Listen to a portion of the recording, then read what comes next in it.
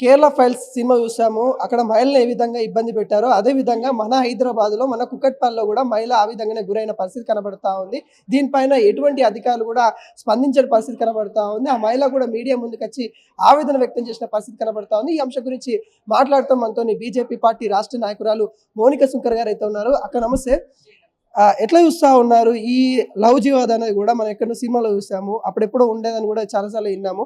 మన తెలంగాణలో, మన హైదరాబాద్‌లో, కుకట్పల్లిలో ఈ ఘటన మళ్ళీ వెలుగులోకొచ్చింది. ఎట్లా చూస్తా ఉన్నారు ప్రధానంగా? అప్పట్లో లేదు అనిల్. ప్రతి సంవత్సరం 8 లక్షల మంది హిందూ ఆడపిల్లలు లవ్ జిహాద్‌కి బలైతున్నారు. అంటే ప్రతి సంవత్సరం 8 లక్షల మంది హిందూ ఆడపిల్లల్ని ముస్లిం అబ్బాయిలు ట్రాపులు చేస్తున్నారు. అందులో కొందరు ఉంటున్నారు, కొందరు ఏ దేశం పోతున్నారో కనీసం వాళ్ళ అత్తాపత్తా కూడా ఉండలేదు. ఒక హిందూ అమ్మాయి హిందూ అబ్బాయిని పెళ్లి చేసుకుంటే ఆ 8 లక్షల మంది హిందూ అమ్మాయిలు ఇక్కడ ఇద్దరు పిల్లల్ని అంటే 8, 8, 16, 24 లక్షల మంది సంఖ్య హిందువుల్లో పెరిగేది.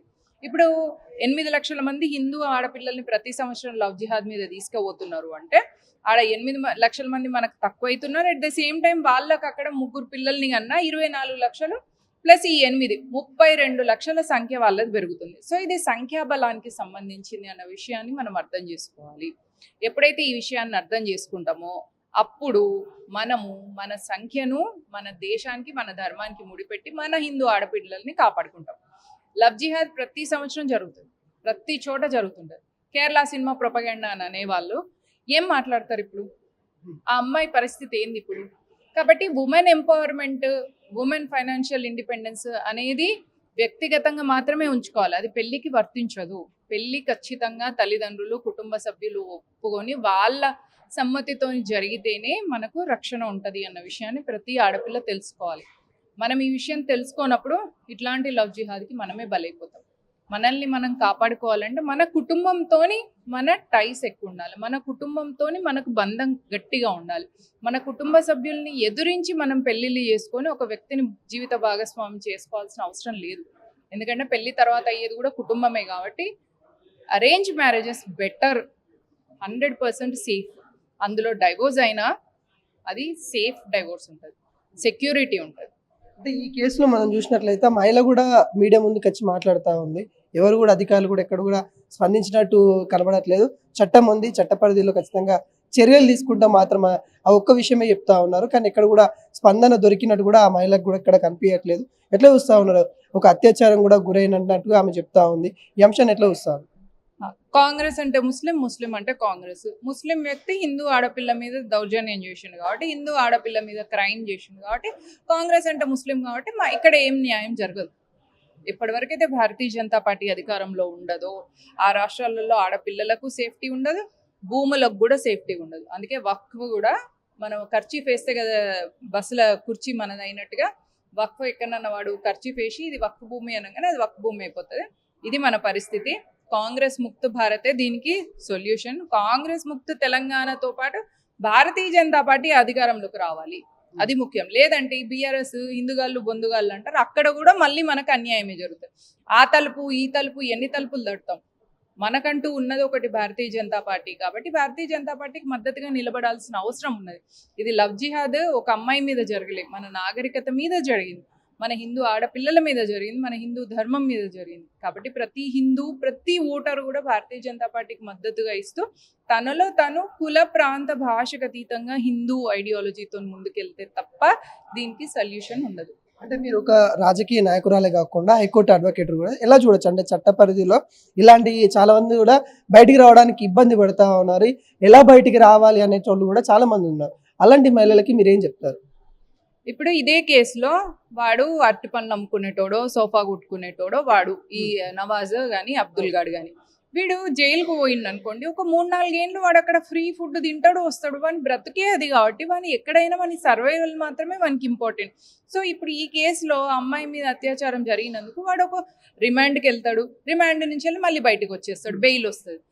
దీనికి చట్టాలు తెచ్చే బాధ్యత ప్రభుత్వానికి ఉంటుంది. కానీ ఇక్కడ కాంగ్రెస్ ప్రభుత్వం అధికారంలో ఉండడం వల్ల చట్టం తేదు. ఏం చట్టం తేవాలి అంటే యాంటీ కన్వర్షన్ లా తేవాలి ఒకటి.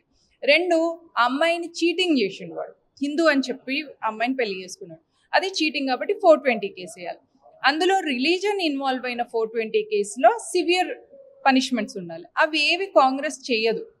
మళ్ళీ ఏం చేయాలి మరి? మనం మనకున్నది ఒకటే ఒక ఆప్షన్, హిందువులంతా యూనిటీతో ఉంటూ భారతీయ జనతా పార్టీని గెలిపించుకోవడం తప్ప వేరే ఆప్షన్ లేదు. అక్కడ మీరు ఏ వ్యక్తిని నిలబెట్టినా సంబంధం లేకుండా కమలం పువ్వుతో ఉంటేనే ఈ బురదల నుంచి వెళ్ళి మనము కమలం పువ్వుని ఎన్నుకుంటేనే మనకు సర్వైవల్ అంటే ఉంటుంది. కేంద్ర ప్రభుత్వాలు ఏమన్నా చట్టాలు కీలకమైన తీసుకొస్తే రాష్ట్ర ప్రభుత్వాలు అంటే ఒక్క రాష్ట్రాలు కాదు కదా, ఇలాంటి కేసెస్ అనేక రాష్ట్రాలలో కూడా కనబడుతుంది. అంటే కేంద్ర ప్రభుత్వం ఎందుకు చేయలేకపోతాం? కేంద్ర ప్రభుత్వం ఒక చట్టం చేస్తే దాన్ని రాష్ట్ర ప్రభుత్వం ఇంప్లిమెంట్ చేయాల్సి ఉంటుంది. వీళ్ళు ఇంప్లిమెంట్ చేయకపోతే కేంద్ర ప్రభుత్వం ఏం చేయగలదు? లా అండ్ ఆర్డర్ అనేది సీఎం కంట్రోల్లో ఉంటుంది, పిఎం కంట్రోల్లో ఉండదు. కాబట్టి సీఎం ఇట్లాంటివి జరిగినప్పుడు ఇగ్నోర్ చేస్తే ఆ అమ్మాయికి అన్యాయమే జరుగుతుంది. ఆ అమ్మాయికి అన్యాయం జరిగింది అంటే అక్కడ అమ్మాయికి జరగలేదు, యావత్ హిందూ సమాజానికి అన్యాయం జరిగింది. వాడిని కాపాడుతున్నాడు సీఎం రేవంత్ రెడ్డి అంటే రేవంత్ రెడ్డి వాడు ఒక నవాజ్ని కాపాడతలేడు, యావత్ ముస్లిం కమ్యూనిటీని కాపాడుతున్నాడు. అంటే రేవంత్ రెడ్డి దృష్టిలో ముస్లింలు మోర్ ఇంపార్టెంట్ దాన్ హిందూస్. ఈ విషయాన్ని మనం అర్థం చేసుకుంటేనే ఉంటుంది. ఎందుకంటే చట్టం తన పని తను చేసుకుంటుంది అని అన్నప్పుడు మిమ్మల్ని ఎవరైనా కొట్టిననుకో మీరు తిరిగి కొడతారు కదా. మరి అక్కడ చట్టం తన పని తాను చేసుకుంటుందని పోయి కంప్లైంట్ ఇయ్యం కదా. రియాక్షన్ అనేది ఉండాలి సమాజం పట్ల కూడా. సమాజం కూడా రియాక్ట్ అవ్వాలి. రియాక్ట్ అయ్యి మన కోసం ఏ ప్రభుత్వం నిలబడుతుంది, ఏ ప్రభుత్వానికి విలువలు ఉన్నాయి, ఏ ప్రభుత్వం ఈ దేశం కోసం ఆలోచిస్తుంది అని అర్థం చేసుకోవాలి. లవ్ జిహాద్కి ఎందుకు మహిళలు ఆకర్షితులైతా ఉన్నారు, ఎందుకు ఆ బరిలో పడుతూ ఉన్నారు అంటే ఏం చెప్తారు ప్రధానంగా? మొదటిగా కుటుంబ విలువలు తగ్గిపోతున్నాయి. రెండు, కుటుంబానికి దూరంగా సిటీలోకి వచ్చి ఆడపిల్లలు ఉండడం వల్ల ఫైనాన్షియల్ ఇండిపెండెన్స్ని చాలా గ్రేట్గా ఫీల్ అవుతున్నారు, దాన్ని ఫెమినిజం అనుకుంటున్నారు. కానీ యాక్చువల్లీ ఆ ఫైనాన్షియల్ ఇండిపెండెన్స్ కానీ ఈ ఫేక్ ఫెమినిజం కానీ వీళ్ళకి కష్టాలను తెచ్చిపెడుతుంది. ఫైనాన్షియల్ ఇండిపెండెన్స్, ఫేక్ ఫెమినిజమ్స్ని పక్కన పెట్టేసి కుటుంబంతో కలిసి ఉండడం, ఏ పని చేసినా కుటుంబంతో, పరివారాన్ని ఎదురించి కుటుంబాన్ని ఎదురించి పెళ్లి చేసుకోవాల్సిన అవసరం లేదు. కుటుంబం చూపించిన పెళ్లి చేసుకుంటే ఒకవేళ ఆ పెళ్లి విడాకులైనా కూడా మనకు సేఫ్గా సెక్యూర్గా మెయింటెనెన్స్ దానికి సంబంధించింది వస్తుంది. నెక్స్ట్ లైఫ్ని ఎట్లా ప్లాన్ చేసుకోవాలనే ఒక సెక్యూర్ ఆప్షన్ ఉంటుంది ఇక్కడ. అందుకే arrange marriage is the best option. ఇంకొక విషయం, కేరళలో ఇప్పుడు ఎలక్షన్స్ జరుగుతూ ఉన్నాయి. అక్కడ ఇక్కడున్న సీఎం కూడా, స్థానికంగా ఉన్న సీఎం రేవంత్ రెడ్డి కూడా అక్కడికి వెళ్ళి ప్రచారం చేస్తూ ఉన్నారు. ఆయన ఇక్కడ 6 గ్యారెంటీలు ఇచ్చాము, ఇక్కడ తెలంగాణకి వెళ్ళి చూడండి, ప్రజల్ని అడగండి అన్నట్టుగా ఇక్కడ మళ్ళీ కాంగ్రెస్కు ఓటేయండి, బీజేపీకి ఓటేస్తే కమ్యూనిస్ట్ పార్టీకి ఓటేసినట్టే అక్కడ 2 పార్టీలు కూడా ఒకటే అనే విధంగా వ్యాఖ్యలు చేస్తూ ఉన్నారు. ఎట్లా చూస్తున్నది?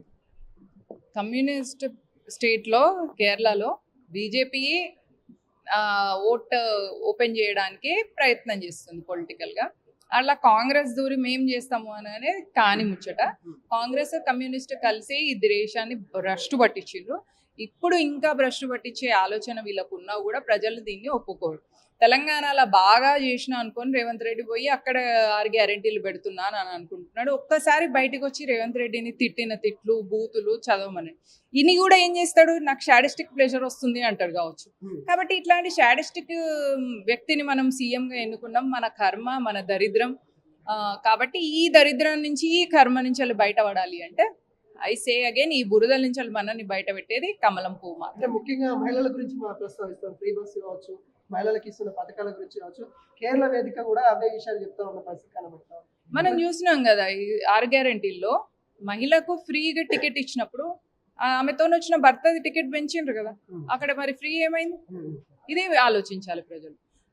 వీళ్ళు కాంగ్రెస్ చేసేది అంతా ఎట్లుంటదంటే మసిపూసి మారేడికాయ చేస్తారు, ఇచ్చినట్టు ఇస్తారు కానీ ఏమి ఇయ్యరు.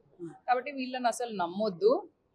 మనకు నియమంగా నిబద్ధతతో ఉన్న ఒకే ఒక పొలిటికల్ పార్టీ బీజేపీ అని ప్రజలు గుర్తిస్తే 6 గ్యారెంటీలు సరే ప్రజలు గుర్తించిండ్రు ఆల్రెడీ. అందుకనే 8 ఎంపీలు భారతదేశంలో భారతీయ జనతా పార్టీ కేంద్రానికి ఇవ్వగలిగింది. ప్రజలు గుర్తించిండ్రు. ఇంకా ప్రజల్లోకి వెళ్ళడం కోసం భారతీయ జనతా పార్టీ కార్యకర్తలుగా మేము గట్టిగా పనిచేస్తున్నాం. మా పనికి కరెక్ట్ రిజల్ట్ ప్రజలు వచ్చే ఎలక్షన్స్లో ఇస్తారు. జిహెచ్ఎంసీలో ఎస్ఐఆర్ ఇప్పుడు రాబోతున్నప్పుడు ఎస్ఐఆర్లో ప్రతి ఒక్కరు ఒక విషయం గుర్తుపెట్టుకోవాలి. మీకు ఊర్లో ఓటు ఉన్నా, అక్కడ మీకు ఎలక్షన్ కార్డు ఉన్నా, ఇక్కడే ఉంటాం, ఇక్కడనే ఓటేస్తామని ఇక్కడ మనం ఓటు తీసుకోకపోతే ఎస్ఐఆర్ రిజిస్ట్రేషన్కి వచ్చినప్పుడు మన ఆస్తులు, మనం కట్టే పన్నులన్నీ కూడా ముస్లింల చేతిలోకి వెళ్తే ప్రపంచంలో ఎక్కడ టెర్రరిజం అయినా దానికి మూలాలు మనకు హైదరాబాద్ నుంచి ఉంటున్నాయి. కాబట్టి హైదరాబాద్లో జిహెచ్ఎంసీలో ఇప్పుడు ట్రిపుల్ ఇంజన్ సర్కార్ కోసం మేము పనిచేస్తున్నాం. అంటే కేంద్రంలో భారతీయ జనతా పార్టీ, రాష్ట్రంలో భారతీయ జనతా పార్టీ, జిహెచ్ఎంసీలో కూడా భారతీయ జనతా పార్టీ రావాలి. భారతీయ జనతా పార్టీకి రాకపోయినా మీరు ఎస్ఐఆర్లో మీ ఓటు ఊర్లో ఉంది, ఇక్కడ లేదు, ఇక్కడ వద్దు అని మీరు చెప్పినా మీ ఆస్తులకు రక్షణ ఉండదు. అప్పుడు ఎంఐఎం లీడ్ తీసుకుంటుంది. ఎందుకంటే కాంగ్రెస్ అంటే ముస్లిం, ముస్లిం అంటే కాంగ్రెస్ అని రేవంత్ ఉద్దీన్ చెప్పిండు. రేవంత్ ఉద్దీన్ గా పేరు మార్చుకున్నాడు. కాబట్టి మనం జాగ్రత్తగా ఉండాలి, మన ఆస్తులు కాపాడుకోవాలి, మన పిల్లల్ని కాపాడుకోవాలి అంటే మనం ఇక్కడ ఉండాలి. మనం ఇక్కడనే ఓటు తీసుకోవాలి ఎస్ఐఆర్ వచ్చినప్పుడు. మీరు కానీ ఊర్లో ఉంది అని చెప్పిండ్రంటే మనల్ని కాశ్మీర్ పండితుల్ని కాశ్మీర్ నుంచి వెళ్ళగొట్టినట్టు హైదరాబాద్ నుంచి మన ఆస్తులన్నీ వీళ్ళు దొబ్బేసి వాళ్ళు వెళ్ళగొడతారు. మనకున్న బలం మన ఆస్తులు, వాటిని మనం కాపాడుకోవాలి. ముస్లింలకు ఉన్న బలం ఓట్లు, వాళ్ళు వాటిని కాపాడుకుంటున్నారు. మనం ఓట్లతోని మన ఆస్తిని కాపాడుకోవాలి. ఆ ఓటు బీజేపీకే అయ్యి ఉండాలి.